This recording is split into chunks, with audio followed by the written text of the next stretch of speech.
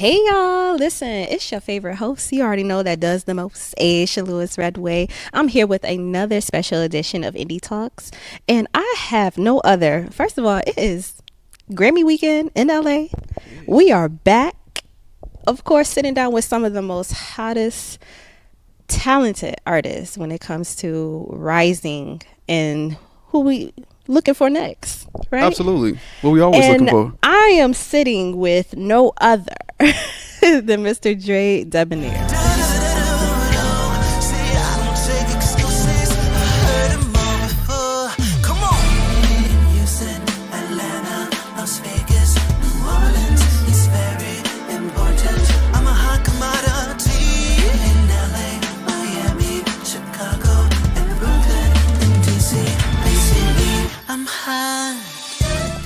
You are amazing. I love the energy. I love the style. First of all, can we get into this look? You know. Okay. I do a little something. Try to. Look at you. I love you it. look amazing. I love it. Listen, Get your Gucci belt on. I try a little something, even with my little foot here messed up, but I try to do a little something.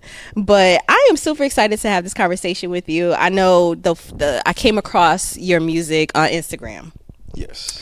And it just was so amazing. I just love the vibe. You for some reason, now no, don't judge me. Now I was like, you're giving me Michael Jackson, Trey songs. I'm sorry. That's why I was like, don't judge me. No. But it was just Listen like at all. I was just like, I just love the energy, the vibe, and the sound. And I want to let's get into this because you're originally from Atlanta. I am. You're here to be exact. Yes, and now you're here residing in LA. Yes, I am. Kind of talk about how that coming from Decatur, now transitioning to LA, and that moment of starting and going into music.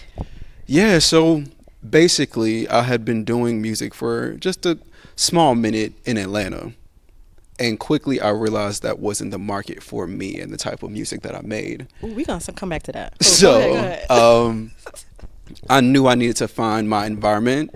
And based on what I wanted in life, I knew I wasn't going to find that in my hometown. And granted, Atlanta is a booming market for black artists. I knew the type of artist that I wanted to be could not happen in Atlanta.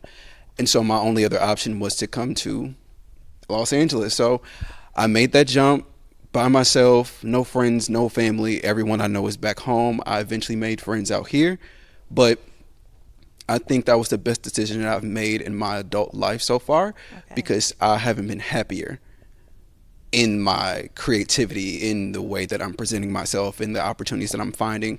I was pretty well established in Atlanta. I had a nice independent market going for myself, but here is something just about challenging yourself in new environments, to start over, not be afraid to be the new guy, not be afraid to be in rooms where you may not know a single soul, but by the time you leave, there are a handful of people who are fighting to meet you by the time that you hit the door. So I think for me, it was the best decision that I could have made for my music career. I love that, because I think that sometimes, as creators and artists, sometimes we stay a little too long.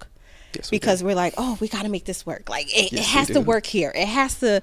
And I think like knowing that pivotal moment when it's just like, you know what? No, I'm not calling it quits. I'm just saying, I think my time is up here. Yes, that's exactly what it was. Like I just know it's up here, but which is surprising, like you said, because Atlanta is like the sector It is for It black absolutely creatives. is. And when was that moment where you just knew like, nah, this ain't it? It wasn't that anything specifically happened. It was just the spaces that I was being allowed to perform in that I knew were not necessarily for me. The most love I've gotten has been from the hip hop community, which was the most surprising thing to me, being a black guy singing pop music. The first community in music to accept me in was the hip hop community. They were the ones giving me the opportunity. They're like, okay, it's 25 rappers on this lineup, but we really like you. We'll put you in the middle. Do you want it? And so, of course, I was taking the opportunities because I don't want to shy away from a community that's actively showing me support. They were the ones who would be messaging me, telling me about how amazing they thought I was, the products that I'm putting out, how inspired they are by the things that I'm doing. And these are rappers. And so eventually I started to venture into the R&B space, but I didn't always feel accepted in those spaces, and primarily because I was a pop singer and I would brand myself and present myself as such, I just never felt like those were my peers. And so for the things that I was vying for, I couldn't find Atlanta. Atlanta's a thriving city for hip hop and R&B. But for me to want to be a pop sensation, that wasn't the city that I could do that in. Again, no one was shunning me. Right. It wasn't like I wasn't getting opportunities. I was consistently performing. I was consistently making music. I was consistently building connections. But for the spaces that I wanted to be in, I knew that wasn't the environment for me. I love it because you know you, right? Yeah, I know me. And speaking of, for you to be a pop artist, let's talk about like all of the genres like you kind of blend together. Yes. Musical theater and gospel influences and some R&B. Talk about how does that impact your sound and help you to stay in your own lane? For sure. So which genre should I start with? Let's start with gospel. So with gospel, that was the very first genre that I ever started singing. Singing was the very first talent that my family discovered I had. Granted, at a young age, we didn't really know any better. We weren't thinking of like, let's capitalize off his talent. My father is a pastor. And so by association, it was, okay, here's a microphone, get up there and sing it. And so for me, that was normal. It wasn't like, okay, we sing at church and then we're going to the studio later. It was just, we're singing every Sunday at church. I'm like leading adults as a child. And so that was the very first genre that I started singing. And so I stopped singing at around the age 12 maybe and jumped into marching band. And so my entire middle school and high school career were centered around marching band and theater. But I hadn't dove into musical theater just yet. Marching band also plays a huge role in the way that I develop my sound as well. All this will make sense in the end. Because marching band, it takes a lot of technique. You got to hold the instrument. You got to know how to move. Yes, it is. It's a lot. Yes, it is. And so I seen you online. Yeah. Okay. So encompassing those two specifically, I think are at the core of what I have started to develop for myself. And me being me, pop music was always my favorite genre growing up. Of course, I listened to R&B, I listened to hip hop, I've listened to pretty much any and everything as long as it sounded great. But pop music is usually what I gravitated to. I loved Justin Timberlake, I loved the Pussycat Dolls, Danny Kaye, I loved Jesse McCartney, like all of the pop stars during that time, Britney, Christina, Nicholas, like you name it, there is someone from every era of pop music on my playlist. Of course, Michael Jackson, Janet Jackson, everybody. And so that's what my ears always gravitated to. So when I would watch those people perform, that's what connected for me. So, and it makes sense because you give a lot of energy. So to be a op artist, you got to have the energy. And people keep forgetting that, and I think that's why we're in the state that we're in. But we'll get to that. We will get to that in just a second. But when I think about everything that caters to who I am musically, that's how I look at where I am now. I primarily pride myself on my live performances because I think that's where you really get the full understanding of who I am musically. Of course, my music director, he's very church-based. So you hear a lot of the elements that you would typically hear in a church environment in my live arrangements because that's where he comes from as well. And so combining those elements with my love and my development in marching band, that's where that live instrumentation comes from. So even when I'm putting together shows, I'm understanding staging, spacing. We probably shouldn't put this song behind this song because that does not flow sonically. And so even coming down to the gospel roots, I'm a lot more simple in my studio track approaches, but when it comes to the live arrangements, you hear a lot more of my theatrical and my gospel side, from the ad-libs to the approach to each and every verse. That's where you hear a lot more of my musical influence because, again, to me, that's where I shine most is in live environments. I love it. And I always tell people, so being for all the years that I've worked with artists, I've always tell people, it's the being on stage, the presence, the sound. I said it's the experience for the audience to be able to hear you, because anybody can get in the studio. Literally. And with a soundboard and a good engineer, you can make someone really shine. But when you can get on stage and bring life and really put your all, like blood, sweat, and tears, Blood, sweat, twist, tears, turn, pop, backflip, lock, drop, cartwheel. everything. And then the fact that what I love is that you cater to the cadence of arranging your music. Yes. And to be able to have those influences, I think it shows a versatile part of you as a creative, as an artist. And I think that's a lot. And that's, I've always tell people, like, if you can go see a show, go see an artist perform, See see the multiple perform, shows.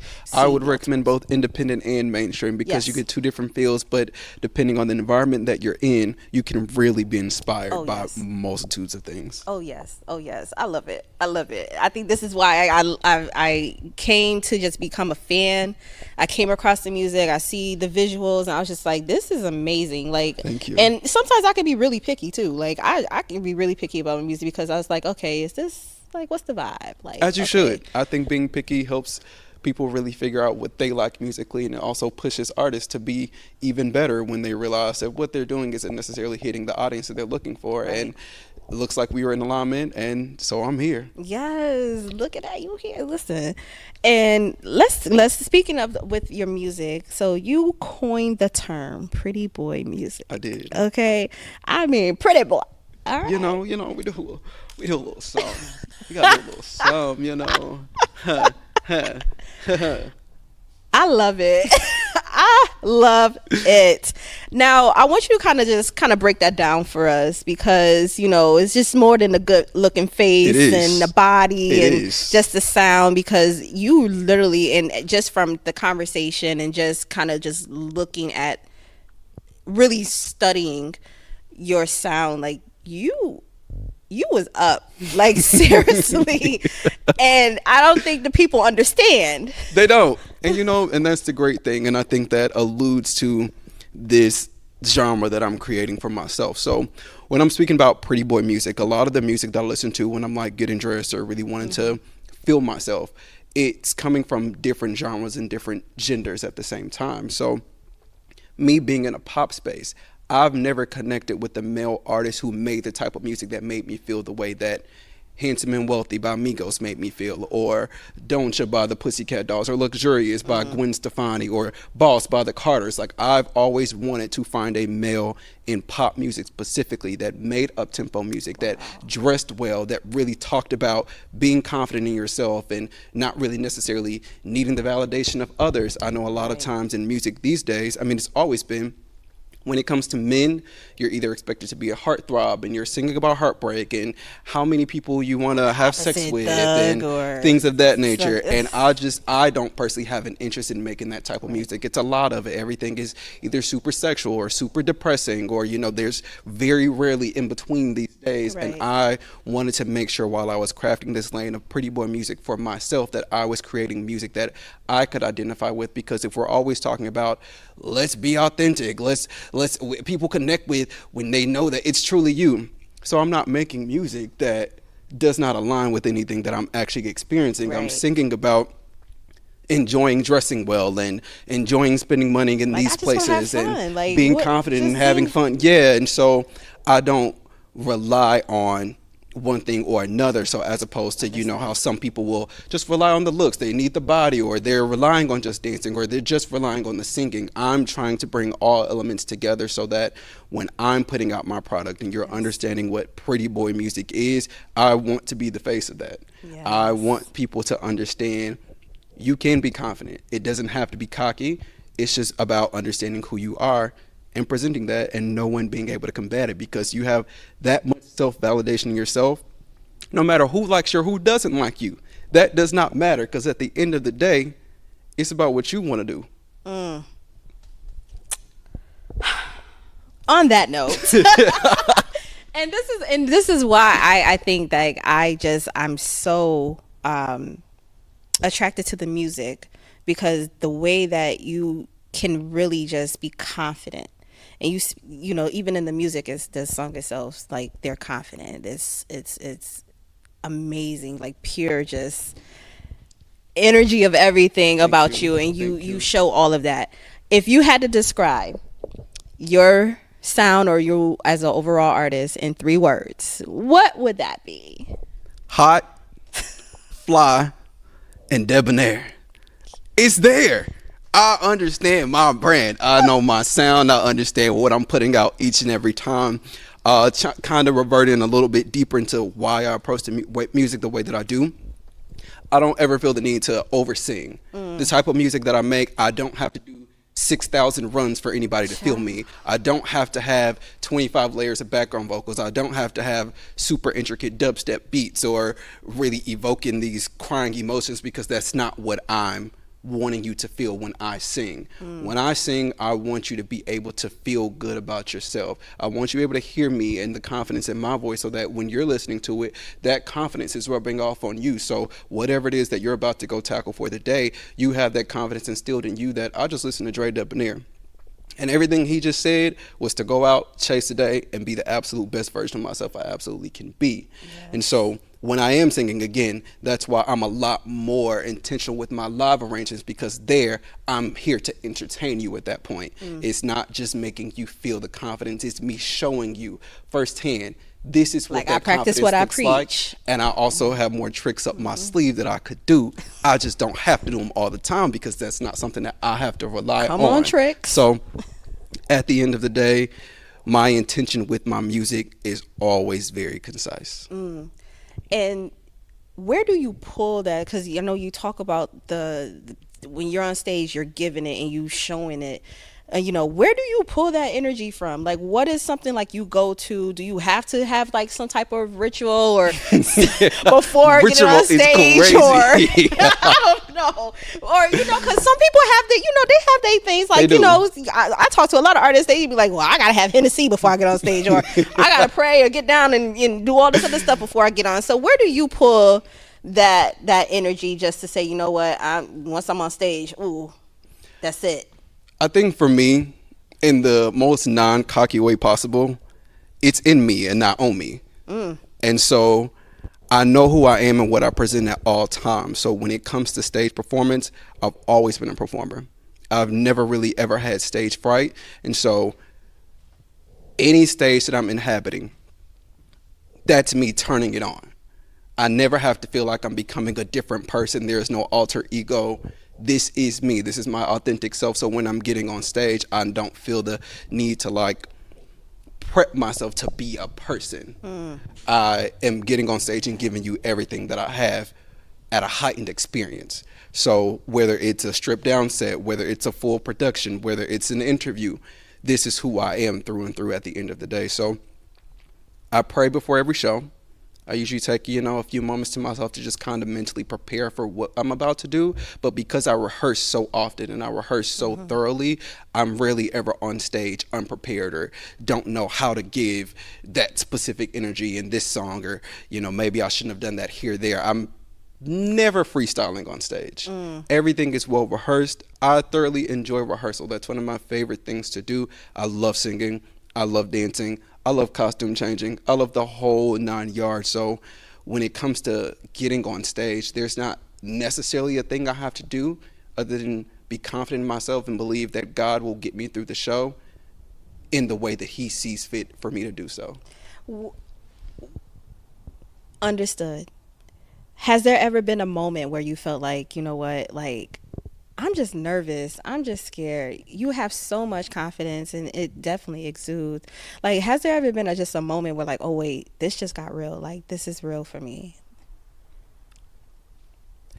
I think the only time I've ever felt like that was my very first musical performance in theater, because that was my first time. And I had done plays, regular plays before, but that musical aspect of this is real, these are lights. I have other people on stage who are also singing, and if I don't sing this specific note, it's going to throw things off. So I think that very first musical that I did was probably the most nervous I've ever been performing wise. But after show one, honestly, I was good. It's like, I just need a little breakthrough. I just need to get broken in a little bit. This I'm good. Okay, let's get through these first few numbers. I'm cool. By Act 2, by the time Act 2 came around, I was cool. Now, speaking of just performing, you performed on, you know, quite a few stage, major stage, breaking sound. You also did some NBA events as well. What has been the most memorable moment for you in performing? My most memorable performance will probably be back in Atlanta. One of my homeboys, his name is Hemingway. He makes R&B music. He was on tour and he gave me one of the opening spots at his Atlanta stop. That was probably my most polished show to date, from the dancers to the live arrangements to the vocal choices to the costume. Everything fell in place, and the roar from the crowd at the very end, that was probably the loudest reception I had ever gotten before. And so I was really proud of the work that I put in to make sure that show was as effective as it could possibly be, because again, every audience that I inhabit, majority of them I don't know. And so it's always my goal to touch at least one person in the audience. I don't have to get house, but if I do, I mean, of course I'll take it. But my goal is to connect with one person Yes. enough to say, I'm inspired by everything that you just And did that's all it tonight. takes. And so I think that show, hands down, is my most proud performance. Yeah. What would you say would be one of your craziest moments ever in performance, or maybe just being in the studio or anything of that nature? Like, what would be like your wildest moment? I think my wildest would again come from musical theater. The last show I did in Atlanta was called Five Guys Named Mo, and it's pretty much like an equal ensemble show. It's 6 characters, and we're all on stage pretty much the entire time. And one of the songs that I led started in the middle of the song when the volume came up. And so I immediately panicked in my head because I'm the one leading the song. So I have to figure out where we are in the music. And if I don't figure it out, they clearly weren't starting the song over. So I had to figure it out on the spot. So I think it's probably my wildest. Did I get a little upset? I absolutely did. I will not lie to you. I'm not one of those people who are like, just adjust. No, I'm very upset, and I'm gonna adjust, but I'm gonna have an attitude about it. But Like, how many times we rehearsed yeah, this? how many times we had rehearsed We rehearsed this. so much, and that wasn't even like the first show. This was like second weekend Oh, wow. of the show, and so when the volume came up, and I'm hearing where the track is, I kind of shoot a look up to the soundboard, assuming that let's just start that Give that over. and Beyonce pretend look as like if- you're fired. You're fired. But I figured it out. I kept my attitude to a minimum, and the crowd didn't know much of a difference. I still, got the reception and applause in the end, but that was probably my most wild, because again, I try to rehearse pretty thoroughly so that I don't have those moments. So if things are in my control, which I typically like for them to be, I typically don't have mishaps. So when I have to rely on other people, I'm a lot more like, And you're probably like, yeah, I'm like, like, what's happening? No one, this is not, you're trying to embarrass me. I totally What is understand. this? Child, I understand. Listen. You be like, you sure you got that? You sure? Okay. All Exactly. right. Now let's get into the music. So, you have quite a few singles. Fly is your latest. Of Fly course, is you my have latest. RSVP, which is one of my favorites. Okay. Clearly just undeniable. Once again, we talk about the energy. I know that's a little repetitive, but we can't not You can't not talk cannot about the talk energy. about it. We talk about the inspiration. We kind of talk about just the vibe that you give in your music as well. Kind of talk about in your music, especially specific singles. The one things that you focused on in the messaging and what you want your audience or your listeners to take away from these singles. So we can start with Fly, actually. Fly is heavily inspired by South Florida. So growing up in high school, it's so funny how everything connects. In high school, I was a really big fan of America's Best Dance Crew. And so there was a dance crew on there called Live in Color. That's how I got into the Florida culture, because I just thought they were really great. I really enjoyed the type of music they utilized. And so it eventually led me to having an interest in attending Bethune-Cookman University. Granted, I didn't go to Bethune-Cookman, but I was very immersed into like Florida culture during my high school years. And so immediately when I heard that beat, I wanted it. So I bought it. And so I wanted to make sure that I was making music that was true to that specific sound. So with Fly, it was literally about being fly. I'm talking about who I am, what I'm bringing to the table. Can you match that? You know, I have this, I have that, and I can give you these things. And all I want to know is, can you match my fly at the end of the day? And so, again, having that interest in that South Florida culture, I didn't want to make anything that was, heartbreaky or I'm in love. Florida to me is very flashy. Like, it's similar to Atlanta in this way of like, you have to have, you got to put on. It's the South. And so I wanted to make something that identified with that specific sound that didn't also feel cultural appropriating.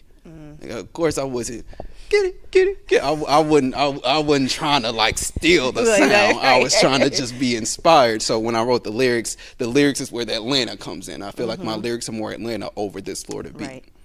When it comes to RSVP, when I wrote that song, I was heavily romantically involved at that time, and my nose was wide open. We all been It was wide open. I ain't gonna lie to you. And so I just wanted to make a song that really reflected how I was feeling in that romantic situation. We were dating, and I wanted to see you every day. What you need, I got it. I'll pull up, no problem. You said cool. Here's all the stuff you need. You cool. You hungry. You need this. It's so. I run into you in a snowstorm. Yeah. So RSVP is again one of those situations of I'm showing up for you at any and every time. Yes. Anything you need from me, because of the way that I feel about you, I don't mind going the extra mile for you. All I need you to do is RSVP for me. Let me know that I ain't wasting my time. Let me know that you're appreciating these efforts that I'm putting forth, because I don't do it quite often. I don't really find romantic partners frequently, honestly, truly. And so when I do, I'm all in. Right. And so with RSVP, I just really wanted to send that message to the listener of, yes, there's one side of me that's very confident, that's very bold, this is me, take me as I am. But then there is a side of me that does enjoy romance, that does enjoy being in love. And so sharing that with an audience, it just gives them a different side of me to appreciate. Yes. So that it's not so much of the one trick pony aspect. It's no, if you really listen to his lyrics and you dive into his discography, there's more to him there than what you'd initially assume by just looking at him. And what I loved about RSVP, it took me back to how music was like in the 90s and early 2000s. I know sometimes, people crack jokes like, oh, it ain't music if you ain't singing in the rain or you down on your knees and, things like that. Like, it really took me to that moment or that place. Because I'm just like, yeah, like I can, okay. Like, I feel this. Surprisingly, RSVP is a lot of people's favorite. I don't perform it as often as I should, primarily because I just don't want to trigger anything in my brain. Gotcha. And plus, you don't want to be stuck in that box. Yeah, and that's another reason why I don't make R&B as frequently as I could, because I don't want to confuse my audience if I'm saying I'm a pop star, I'm a pop sensation. Yep. I want to primarily cater to that lane. Of course, I can sing R&B, and that's primarily to feed that specific audience who may have that interest. And again, when I'm invited into R&B spaces, I want to be able to at least give something that's in alignment with what I'm being invited to do. But I want to make sure that when I am putting something out, again, it's intentional. The sound is intentional, the effort is intentional, and what the listener is getting in return is always intentional. Good. Now, if you could tell your younger self anything from the start when you wrote your very first song to present, right, in regards to just, developing yourself, what would that be? Everything you think is true. You are going to have to do it yourself. No one is coming to save you. You have to put in the work, and everything that you're doing right now is only laying the foundation for a great career ahead of you. When I first started, as always with most people, you don't have a ton of support coming from everywhere. Yeah. And even in my present day, I'm still writing all of my music. I'm still finding all the beats. I'm still looking for producers to work with. I'm booking the studio time. I'm paying for the videos. I'm paying for the costumes. I'm doing the styling. I'm literally still doing everything myself. And so back then, I was in the mindset of, okay, if I do it a few times, maybe someone will find me and start to help me. But no, to this day, I've still never been given a handout, still never been, let me take this off your plate. Now, I do have friends Right. who have always been there to say, anything you need from us, we'll support you. They help me out in every single instance that I ask. But as far as the artist development portion, I would tell my younger self, everything that you're currently thinking is absolutely true. But you need to kick it into gear times 10.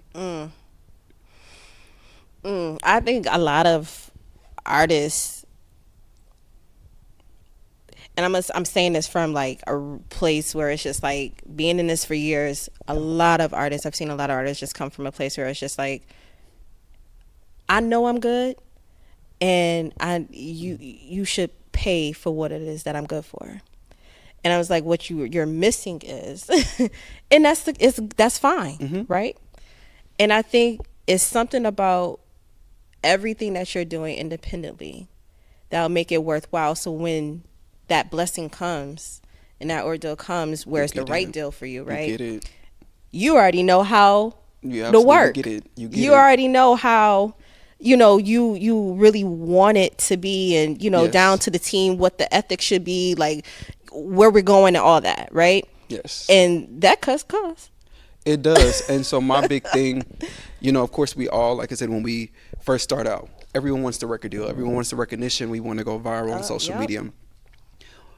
And now being 4 years later from my start, I'm now looking at my journey and appreciating it a lot more, because my primary thing is when I do walk into those rooms where those conversations are being had, I know my brand. I know how to establish it. I know what my look is. I know what my sound is. I know what I write like.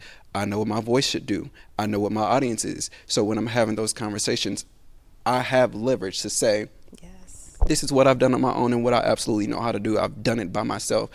I don't want that stylist. I want this stylist. I've seen this work. I don't want that songwriter. I've seen their work. They're going to push me into the R&B space. I don't need that. This writer understands those things. And so just stuff like that, choreography, brand deals, Yes. even down to the way that I dress, like I present myself in a very specific way so that when those conversations are had, I'm not pigeonholed to think, I feel like I Yeah, gotta lean into I that have to because lean into what they who's want. gonna come around again? yes, You know? because I see a lot of interviews where artists are saying like, yeah, they signed me to be this person. I didn't want to be this person.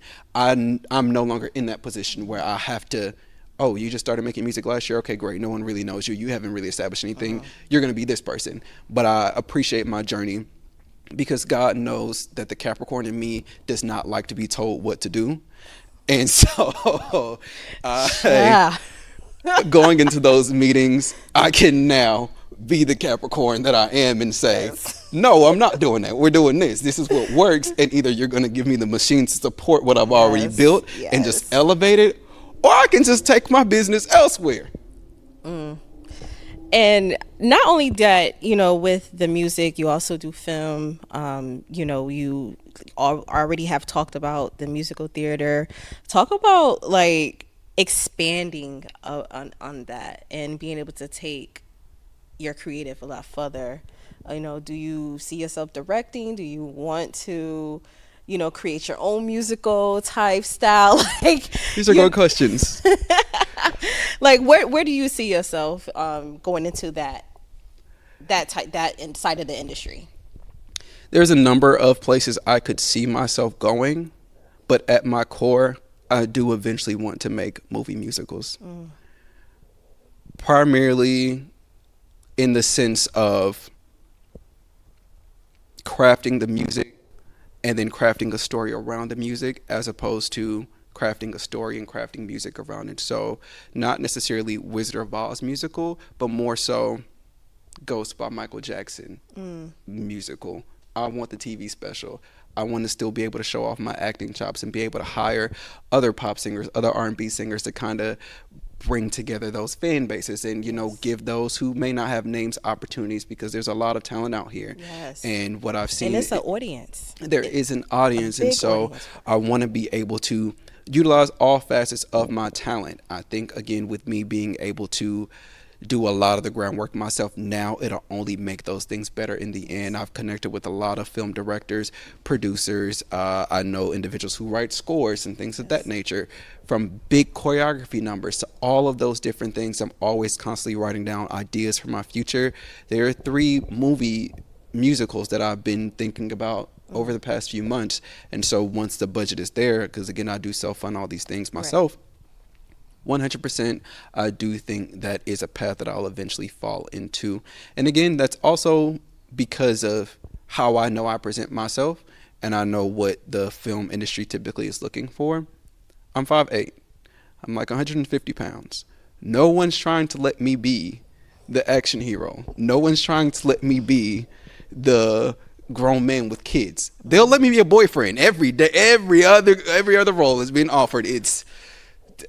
I don't want to be in a relationship in real life, but everybody else on camera is like, Everybody trying to put me in a relationship. you know what? What's going You're a really on? great actor, but can you read boyfriend number? And I'm like, fine. You give me the script. Great, we love it. And so again, I know what my typecast is in the film industry, but if I begin to create my own things, it allows me to Yes. expand my acting chops. I have a degree in theater, like a fully fledged thespian. And so I want to be able to showcase those things. I think when you're boxed in, that's what stifles your creativity. But the more that you expand your creativity, but understanding what your overall goals and branding is, it allows you to hone those things in toward that specific goal without necessarily flying off the handle. So I don't see myself being like a movie director full time. I don't see myself going out into creative directing or styling or choreographing for anyone else. I know what works for me. And so everything that I'm creating is centered around me, my goals, and what I want to do at the end of the day. I would love to see more Black men creating those spaces. Yeah. There's definitely an audience for it. It is. You know, I have a girlfriend that she loves a good musical. Okay? Musicals are great. I don't know why everybody is just like, she loves a good musicals. musical. I love a good musical, and I think is that would definitely be something, and I look forward to that would be open and be able to create a space, and that will open doors, like you said, just for other talent. So many doors. First of all, thank you for just sitting down, having this conversation, just Thank you for being having real, me. being yourself. I love it. Just everything that I see on social media is just exactly just what you are and Thank who you. you are. I try to be authentic. Yes, I love it, because you know sometimes I'll be like, oh, the math ain't mathing with some people. That ain't you. Like, I don't know, but okay. But you know, obviously with our platform, we support a lot of independent artists. We try to hold to, you know, different creatives to be able to educate and be able to. So if you had to give any words of encouragement to artists who are either just starting or in a space where it's just like, I don't know where to go from here, like, what would those words be? I would say trust your gut. Everyone's always chasing the next best thing. And so as artists, a lot of times they're easily swayed to become something that they're not. And that's where a lot of people miss the mark. Instead of trusting themselves and what they bring to the table and their creativity and their talent, they'll see a Doja Cat do these things and how she made the move video, and that suddenly sent her viral. Granted, she had been working for years prior to that. Aspiring artists would see that and think, okay, well, maybe I just need to do that to just get on. And that's not everyone's journey is different. What worked for someone will not work for you. It may work for some, but that may not necessarily be your path.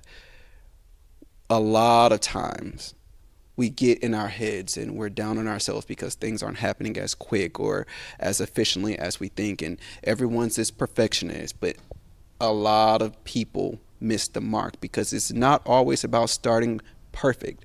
It's about starting and growing from where you start. Rome was not built in a day. Beyonce was not made overnight. And so a lot of artists have to come to the realization of, if you continue to just go to the studio and you're working on this one song and you don't set deadlines for yourself because you have all of these perfectionisms in your head, you're never going to put that work out, and you're never going to know how to grow from that. You're never going to know who your audience is. You're never going to know what you actually like because you're so focused on this has to be perfect. Studio. You're still in the studio. You didn't do anything extra. And so just start. Trust your gut and don't give up. You have to believe in yourself more than anybody else will, because again, in my case, nobody's helping me. And you can't get discouraged because you have to do everything. You can't just get discouraged if you never get any help. You have to keep pressing forward, because if that's what you want and that's what your passion is, and you do truly believe in yourself, the only person that can get you there is you. Okay, you coming through with the word. All right. Now, of course, the last question. I know, of course, just a little curveball, but it's Grammy weekend, of course. If you had to design the perfect Grammy performance, who are you pulling on stage with you? I've never thought about this. Of course not. So my perfect Grammy performance. If I were pulling anybody on stage with me, granted, that's not my first go-to, but if I did pull anybody, it would be Cisco. I'm pulling Cisco immediately. Why would I not? Hello. Yes. I feel like so many people just forget about. I love Cisco. There would be no me if there were no Cisco the Dragon. A lot of my stage performance inspiration comes from Cisco. It all comes from Cisco. So granted, like I said, I'm a big solo person, so I would, of course, would love to do the thing myself. But if I had to pull anybody, I'm pulling Cisco. I can definitely see that, because Cisco is, I don't know, look, I'm a fan, and all his performances, even just every single one of them, every single one of his performances, I know he dripping sweat by the time he walk off the stage. Okay, the flips, the energy, and then to be able to have the capability to still hit your notes, sir. I probably would have been doing a singing, all the cracking in there, pulling out the leather jackets and all the dancers. So with my creativity and my aesthetic mixed with all the things that comes with Cisco, you can't tell me that's not a performance of a lifetime. It's Cisco. Cisco, we're gonna be tagging you. Just Cisco. I'm here. I know you're trying to go on tour with Drew Hill and everything, but you can let me open the show. I know I said I was pop, but I'm highly inspired by Cisco, and I'll open up for Drew Hill. No problem. I love it. Well, first of all, thank you again. This was amazing. I love the conversation. I love the energy, the vibes, and to be able, because this is what it's about, guys. This is what it's about. Just being able to have real people, real music, and just real style. Y'all see it, okay? See it. So Dre Debonair, thank you so much for just sitting down with us and letting us know your story, your inspiration, and everything. Listen, please make sure you're supporting. Has the latest single, Fly. Please. All DSPs. All. Please just don't stream. So we try to tell our audience, buy the music. Buy the music. Buy the music. It takes so much to be a indie artist, okay? You already heard him. He said, listen, he's self-funded. It ain't it's cheap. On him. This ain't cheap. Nothing over here. It's pretty boy cheap. Music, okay? It's pretty boy music. I can't say it's pretty boy music and then show up looking a mess. I can't send you music that sounds like it was mixed in a garbage can. Buy the music. So purchase definitely and show your support, okay? Listen, this has been real. Thank you so much again. Thank you. All right, guys, you already know. All right, we coming back with another episode, but until then, please, once again, just always continue to show your love and support. You already know it's your girl Aisha Lewis Redway. It's always nothing but real style, real music, and real people, and it don't get no realer than this. All right, guys, until next time. Peace.